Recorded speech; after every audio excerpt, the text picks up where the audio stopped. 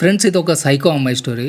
ఈ అమ్మాయిది నాకు దక్కనిది ఇంకెవ్వరికి దక్కకూడదు అనే సైకో బిహేవియర్ అనమాట. ఈ అమ్మాయి ఒక అబ్బాయిని ప్రేమిస్తుంది. వాడికేమో ఆల్రెడీ గర్ల్ ఫ్రెండ్ ఉంటుంది. సో వాడు ఒప్పుకోకపోవడంతో వాడికి తెలియకుండానే మానసికంగా టార్చర్ చేస్తుంది. అంటే నువ్వు నన్ను ఖచ్చితంగా లవ్ చేసి తీరాల్సిందే అంటుంది. ఇలాంటి వాళ్ళు మన చుట్టుపక్కల చాలా మంది ఉంటారు. మేబీ మీకు కూడా ఇలాంటి అమ్మాయి తగిలి ఉండొచ్చు. జర జాగ్రత్తగా ఉండండి. పూర్తిగా స్టోరీ చూడండి.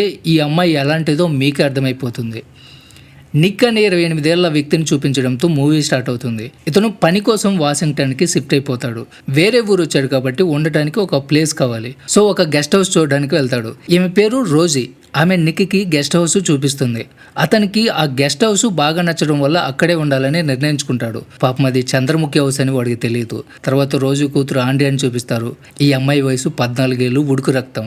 నిక్ ఆ ఇంట్లో షిఫ్ట్ అయిపోయిన తర్వాత ఆండ్రీ తన ఫ్రెండ్స్తో కలిసి నిక్ ఇంట్లో చూస్తూ ఉంటుంది. ఆమెను చూస్తుంటే నిక్ని ఇష్టపడిందేమో అని అర్థమవుతుంది. ఆ అమ్మాయి తన ఫ్రెండ్ని నిక్తో మాట్లాడరమ్మని పంపిస్తుంది. ఆ అమ్మాయి నిక్ దగ్గరికి వెళ్ళి మాట్లాడిన తర్వాత ఆండ్రీ దగ్గరికి వచ్చి నిక్ చాలా హ్యాండ్సమ్గా ఉన్నాడు అని చెప్తుంది. సో ఆండ్రియాను నిక్కి పడిపోతుంది. తర్వాత రోజు నిక్ డ్యూటీకి వెళ్ళిపోతాడు. అతని బాసు రోబోట్ అనే క్రిమినల్ గురించి ఒక ఆర్టికల్ రాయమని చెప్తాడు. ఈ వర్క్లో నిక్కి హెల్ప్ చేయడానికి ఏమే అనే అమ్మాయి కూడా ఉంటుంది.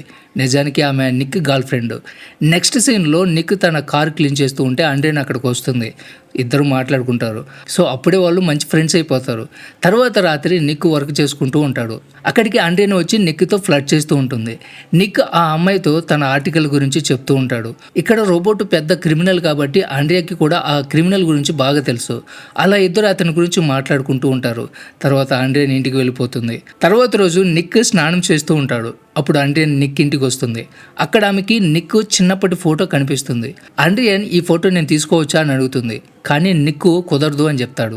ఎందుకంటే అతని దగ్గర ఆ ఫోటో ఒక్క కాపీ మాత్రమే ఉంటుంది.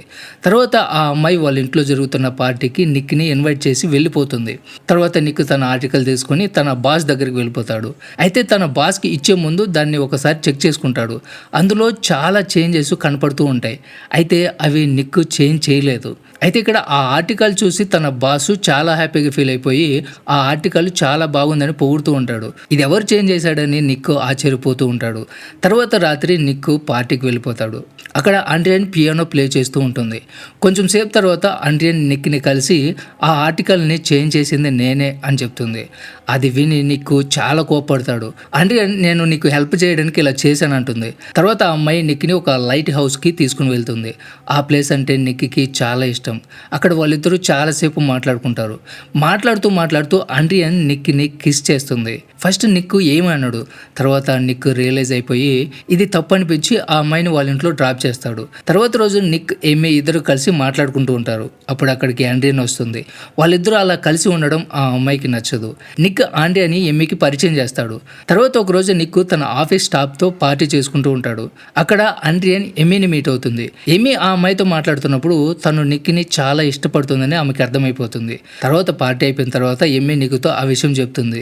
అయితే నిక్ ఆమె మాటలు పెద్దగా పట్టించుకోడు.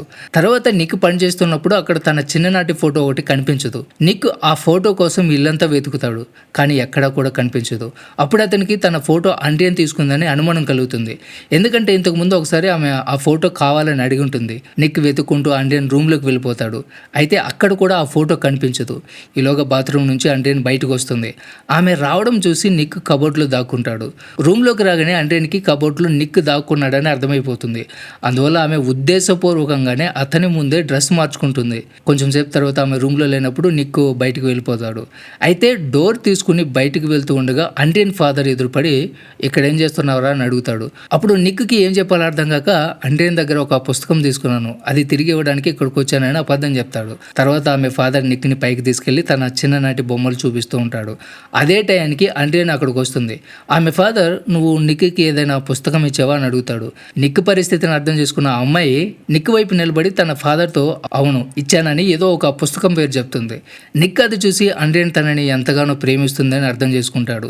తర్వాత ఆండ్రియన్ ఒంటరిగా ఉన్నప్పుడు నిక్ ఆమెతో మన ఇద్దరం ఎప్పటికీ రిలేషన్షిప్లో ఉండలేం, ఎందుకంటే నీకు కేవలం 14 ఏళ్ళు మాత్రమే, నాకు 28 ఏళ్ళు, కాబట్టి ఎప్పటికీ అది కుదరదు అని చెప్తాడు. ఆ అమ్మాయి ఇదంతా విని చాలా క్యాజువల్గా తీసుకుంటుంది. నిక్ని రొమాంటిక్గా చూస్తూ ఆ రోజు నువ్వు లైట్ హౌస్లో నన్ను కిస్ చేసావు, నిన్న మా ఇంటికి వచ్చి కబోర్డ్లో దాక్కుని నన్ను డ్రెస్ లేకుండా చూసావు, మరి ఇదంతా ఏంటి అని అడుగుతుంది. నువ్వు నన్ను ప్రేమించినప్పుడు ఇదంతా ఎందుకు చేసావంటుంది. సో ఒక్క ప్రశ్న కూడా నిక్ దగ్గర సమాధానం లేదు. అందువల్ల మౌనంగా ఉంటాడు. తర్వాత రోజు నిక్ ఎమ్మీకి తన కార్ చూపించడానికి తీసుకెళ్తాడు. కార్ కవర్ తీయగానే దాని మీద ఎవరో బూతులు రాసి ఉంటారు. అది చూసి నిక్కి చాలా కోపం వస్తుంది. ఈ పని చేసింది ఆండ్రియన్ అని అనుమానం కలుగుతుంది.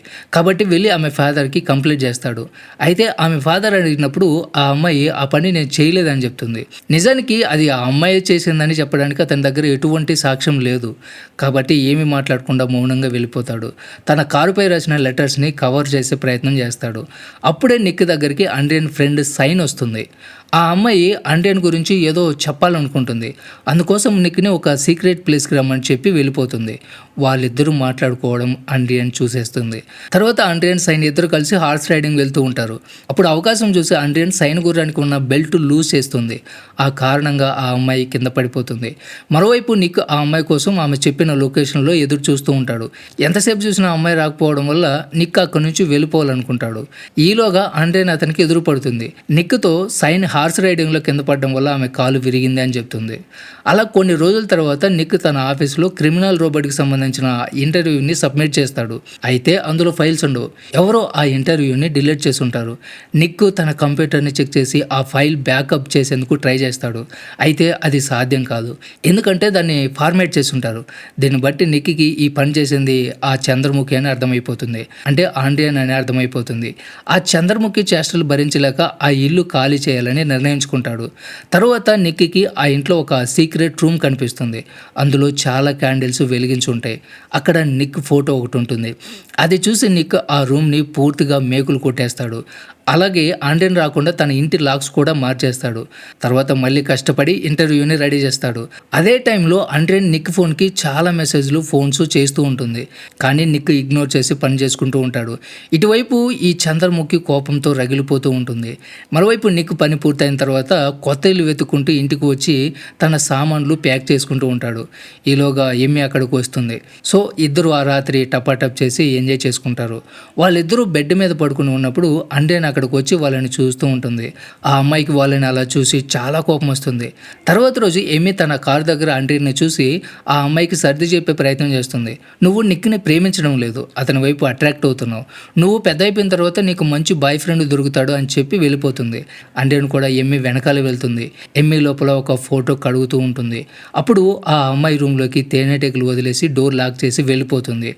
ఎమ్మిని తేనెటీగలు కొరకడం వల్ల ఆమె పరిస్థితి చాలా దారుణంగా మారిపోతుంది. అయితే ఆమె ఏదోలాగా కిటికీ ఓపెన్ చేసి అక్కడే స్పృహ కోల్పోయి పడిపోతుంది. ఎమ్మికి జరిగిన ఇన్సిడెంట్ గురించి నిక్కీకి కూడా తెలిసిపోతుంది. ఈలోగా ఆండ్రియన్ నిక్కీ దగ్గరకు వస్తుంది.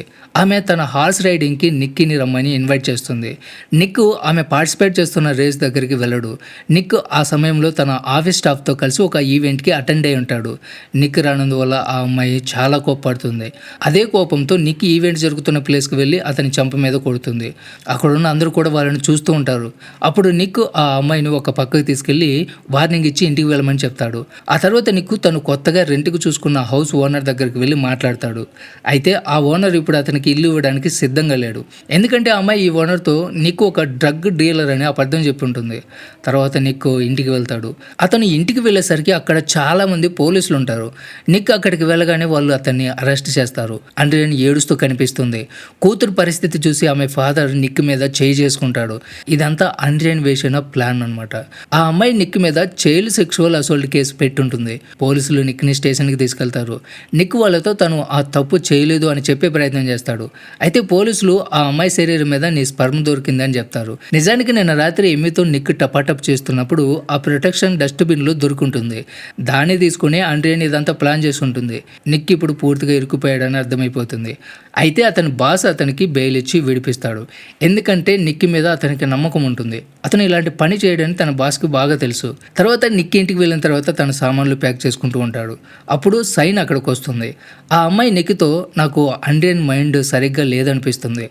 ఎందుకంటే ఇంతకుముందు ఒకసారి తను ఒక అబ్బాయిని ఎంతగానో ప్రేమించింది. అయితే ఆ అబ్బాయి తన ప్రపోజల్ని రిజెక్ట్ చేశాడు. కొన్ని రోజుల తర్వాత ఆ అబ్బాయి పాయిజన్ తీసుకోవడం వల్ల చనిపోయాడు. నాకు ఆండ్రియానే ఇదంతా చేసిందనే అనుమానం ఉంది అంటుంది. అలాగే ఆ అమ్మాయి దగ్గర ఒక డైరీ ఉందని, తను అన్నీ అందులోనే రాసుకుంటూ ఉంటుందని, ఒకవేళ అది మీకు దొరికితే మీరు నిర్దోషని నిరూపించుకోవడానికి అవకాశం ఉంటుంది అని చెప్తుంది. కానీ నిక్ ఇప్పుడు ఇవన్నీ ఆలోచించి తన మైండ్ పాడు చేసుకోదలుచుకోవట్లేదు. అందువల్ల సైన్ని ఇంటికి వెళ్ళిపోమని చెప్తాడు. అయితే సైన్ వాళ్ళ ఇంటికి వెళ్లకుండా ఆండ్రియాని ఇంటికి వెళ్తుంది. కొంచెం సేపు తర్వాత సైన్ కేకలు వినపడతాయి. అది విని నిక్ వెంటనే అక్కడికి పరిగెడతాడు. నిక్ని తన ఇంట్లో చూసి ఆండ్రియాన్ తన ప్రేమను వ్యక్తపరుస్తూ ఐ లవ్ యూ అని చెప్తుంది. అయితే నిక్ ఆ అమ్మాయి మాటలు పట్టించుకోకుండా సైన్ కోసం వెతుకుతూ ఉంటాడు. అయితే తన ప్రేమని మాటల్ని పట్టించుకోకపోవడంతో కోపంతో ఆండ్రియాన్ నిక్ మీద దాడి చేస్తుంది. అప్పుడు నిక్ మెట్ల మీద నుంచి కింద పడిపోతాడు. ఈలోగా ఆండ్రియాన్ ఫాదర్ అక్కడికి వస్తాడు. అయితే వాళ్ళు ఇంకో గదిలోకి వెళ్ళిపోతారు. అక్కడ ఆండ్రియాన్ గుర్రపు ఉయ్యాలని ఆమె ఫాదర్ రీస్టోర్ చేస్తూ ఉంటాడు. ఆ ఉయ్యాలకే సైన్ నిక్ కట్టేసి ఉంటుంది. అదే సమయంలో ఆండ్రియాన్ వెనక నుంచి వచ్చి నిక్ మీద దాడి చేస్తుంది. అలా వాళ్ళిద్దరి మధ్య ఫైటింగ్ జరుగుతుంది.